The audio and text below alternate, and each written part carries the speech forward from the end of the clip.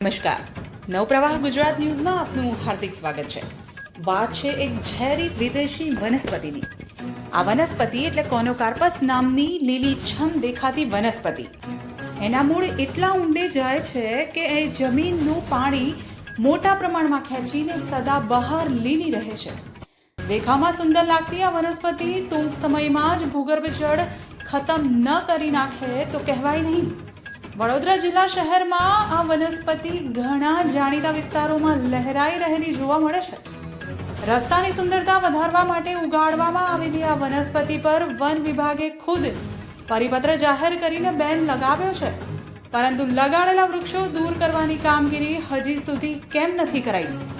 આ છોડ ભૂગર્ભ જળ ખેંચીને ટૂંક સમયમાં જ મોટા તોતિંગ વૃક્ષમાં પરિણમે છે.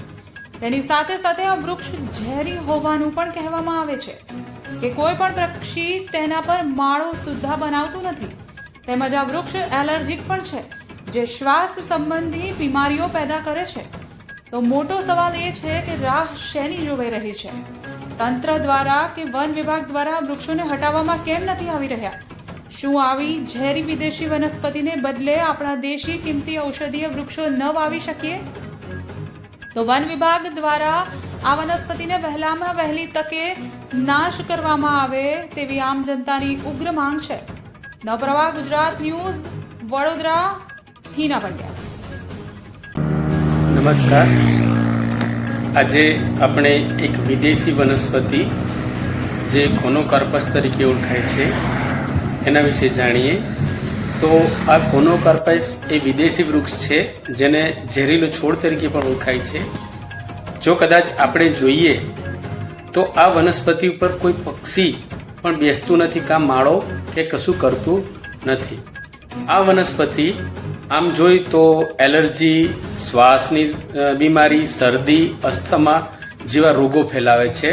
માટે આ વનસ્પતિ સ્વાસ્થ્ય માટે નુકસાનકારક છે. આ વનસ્પતિ દેખાવમાં તો લીલીછમ લાગે છે, પણ એ માનવના માટે હાનિકારક હોવાથી એને દૂર કરવા માટે સરકારશ્રીએ વન વિભાગે પરિપત્ર પણ કરેલો છે.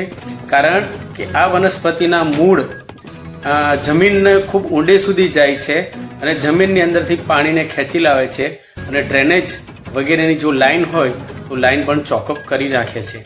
માટે બને ત્યાં સુધી દેશી વૃક્ષ લગાવો અને આ વિદેશી વૃક્ષ જો હોય તો તેનો ઉખેડી નાખવા જોઈએ એવું હું આહવાન કરું છું. પ્રકૃતિ પ્રેમી પ્રવીણ કુમાર. નમસ્કાર. કરો આ વૃક્ષને દૂર કરો, દૂર કરો.